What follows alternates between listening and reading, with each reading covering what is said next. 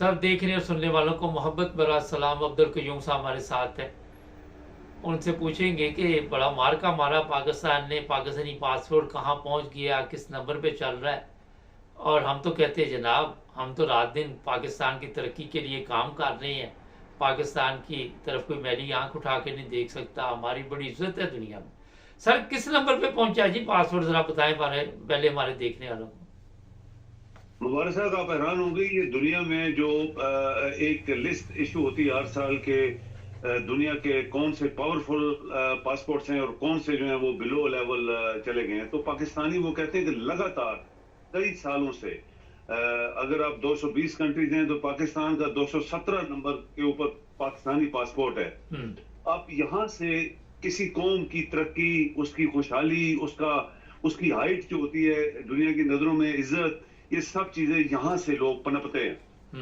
पाकिस्तान जिनके leaders TV के ऊपर आके कितनी कितनी बढ़ के मारते हैं और पैंट को टाई पहनते हैं, जिस मुल्क के अंदर 40-50 प्लस टेम्परेचर है और गरीब लोग हैं जिनके पास रोटी नहीं है खाने के लिए, किसी के पास दवाई नहीं है, किसी के पास घर नहीं है और टेंटों में चादरें लगा के ऊपर सड़कों पे लेटे हुए हैं और खरबों रुपए ये खा गए जब सैलाब आया है, जलजले आए हैं, इस कौम को दुनिया ने दिए और ये इनके जो लीडर बने हुए हैं ये खा गए।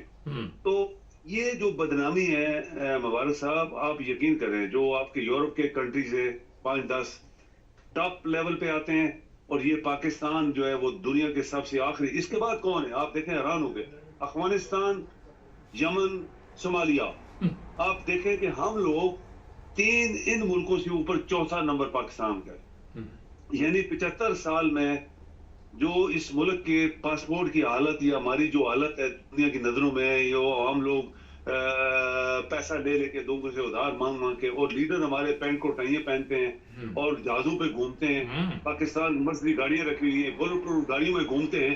ये बात है, पाकिस्तान तरक्की नहीं कर पाया। और मैं आपको एक और बात बताऊं, हंगरी के वजीर आजम ने वो एक बयान दिया कल परसों, उसने कह दिया जी कि आइंदा आने वाली जो ताकतें होंगी वो रशिया होगा, चाइना होगा और इंडिया एंड पाकिस्तान होगा। मेरे ख्याल में वो कोफी वाली उसने बात की जहां पाकिस्तान का नाम उसने लिया। उसको क्या पता है पाकिस्तान में क्या हो रहा है। वो मुल्क जिसके अंदर हर बंदा फ्रॉडी है, हर बंदा बदयानत है, हर बंदा जो है मुल्क को खा रहा है, हर बंदा जो है वो दयानतदारी से काम नहीं कर रहा। वो लिखते हैं इस्लामिक रिपब्लिक ऑफ पाकिस्तान, चाहे वो पासपोर्ट है चाहे हुकूमत है, और मुल्क के अंदर ना वो इस्लाम है, ना वो वहां तरक्की है, ना वो रिपब्लिक है, ना जमहूरियत है। ये मेरे ख्याल में उसके मुंह से निकल गया। इंडिया भी कभी भी सुपर ताकत नहीं बनेगी, कभी भी।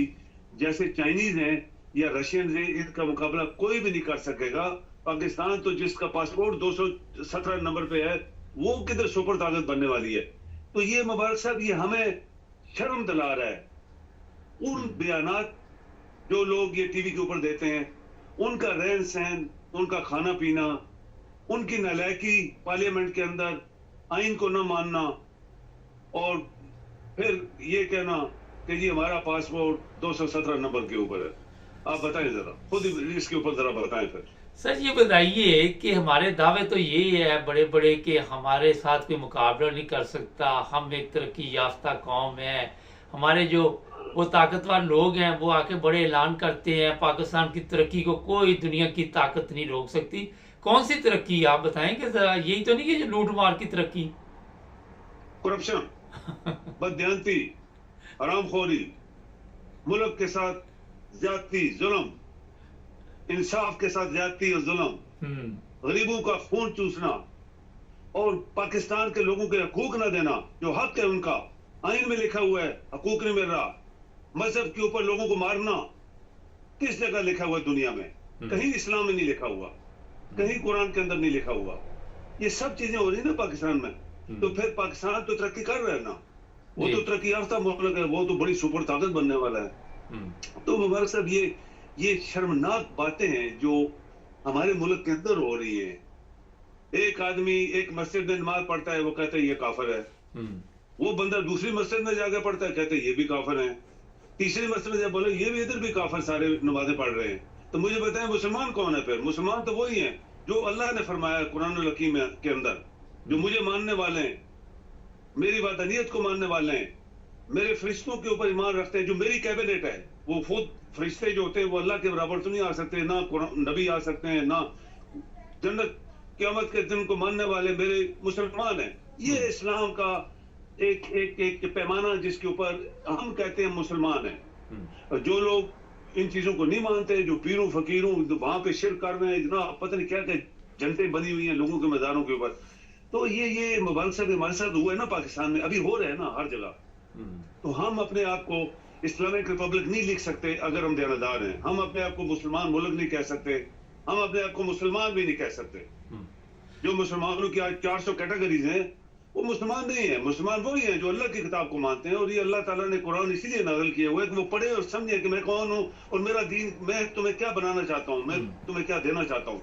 और जन्नत किसी के कहने पे नहीं मिलने वाली, किसी पीर शाह राजे के नाम पे नहीं मिलने वाली। जन्नत अल्लाह देगा और उस बंदे के अपने अमाल होंगे, और वो बड़ा रहम और रहीम भी है, रहमान और रहीम भी है, वो बख्शिश भी करेगा, वो छोड़ भी देगा, लेकिन उन लोगों को जो कुरान को मानने वाले हैं। तो ये मुबारक साहब, ये वो छोटे छोटे पॉइंट्स हैं जिसकी वजह से आज हमारा बेड़ा गर्क हो गया पाकिस्तान का।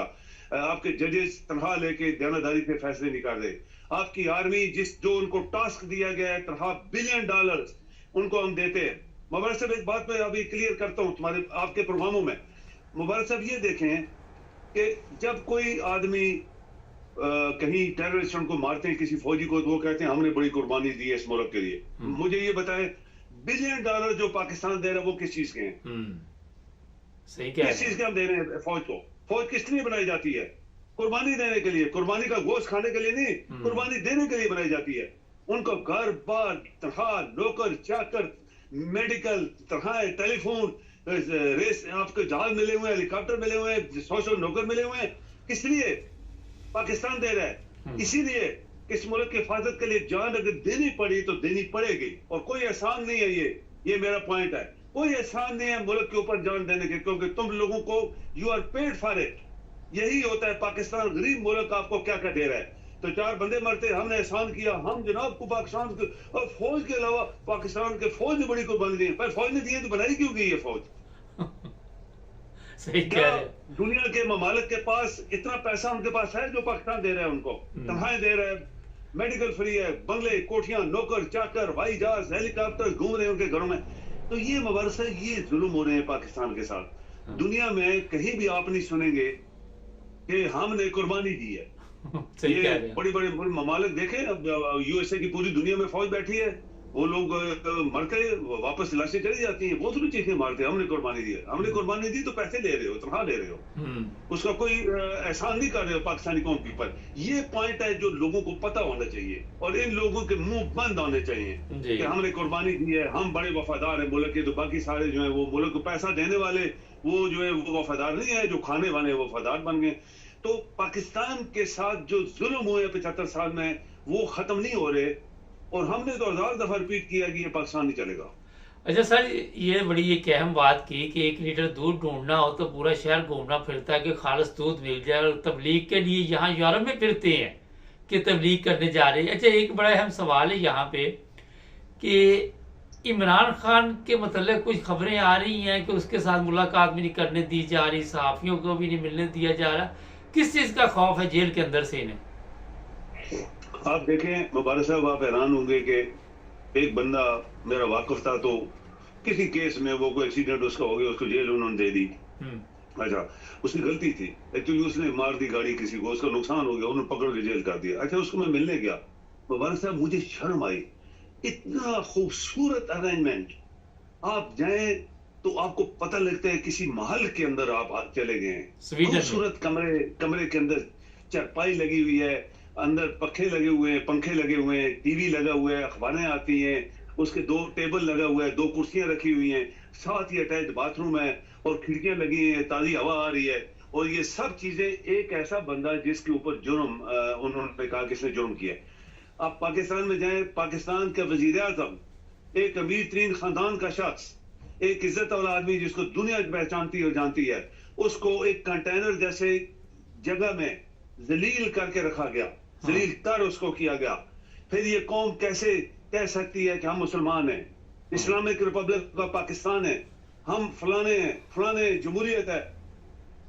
ये जो डिफरेंस है, और मुंह में, बातों में, बतंगड़ों में, और पैंट को टाइयां पहनने वाले गरीब मुल्क में लोग जो हैं, ये किस तरह अपने आप को मुकाबला कर सकते हैं यूरोप का कौन मुकाबला कर सकता है? यहाँ उनको खाना, मैंने पूछा तो उसने कहा खाना उन्होंने मुझे खुद बोला है, तुम खुद पका सकते हो, जो चीज मांगोगे तुम्हें हम देंगे, खुद पका। अंदर किचन भी लगा हुआ था, हीटर भी लगे थे, सब कुछ। तो वो कहता है मैं नहीं, लेकिन यहाँ पे हमारा सेंट्रल एक किचन है, वहां पे सब लोग जाते हैं, पकाते हैं, खाते हैं इज्जत के साथ, हर चीज उनको मिलती है, दूध, पानी, चीनी, सब। इसको कहते हैं यूरोप। मुबारक साहब, इन लोगों ने तरक्की की है, इन लोगों को, इन्होंने इंसानों को इंसान समझा हुआ है। यहाँ पे कोई मजहब की बात नहीं है, तुम कौन हो, मैं कौन हूं, सब इकट्ठे बैठ के खाते पीते। तो पाकिस्तान जो इस्लाम के नाम पे तो लिया गया, उसमें सब लोग शामिल थे, इसमें कोई फिरके नहीं थे, सब लोगों ने मिलकर कुर्बानियां दी। और आपकी फर्स्ट कैबिनेट में देख लें, जो जो लोग बैठे थे, कायद आज़म जैसे बंदों ने किन किन लोगों को वजीर आज़म चुना, वजीर बनाए थे।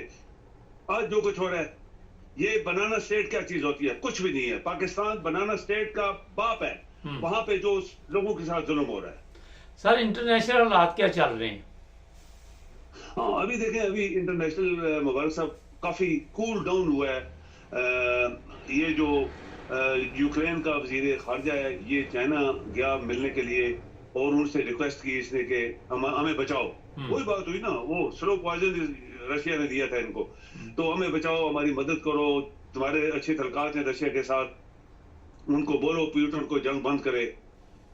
हंगरी का वजीर आजम इसीलिए गया था, प्यूटन को इन्होंने बताया कि जंग बंद करो। और लोगों के थ्रू भी ये वहां पे चाइना में ज्यादा जा रहे हैं और कुछ रशियन के पास जा रहे हैं कि जंग बंद करो। तो इनकी हवा निकल गई ना सारी।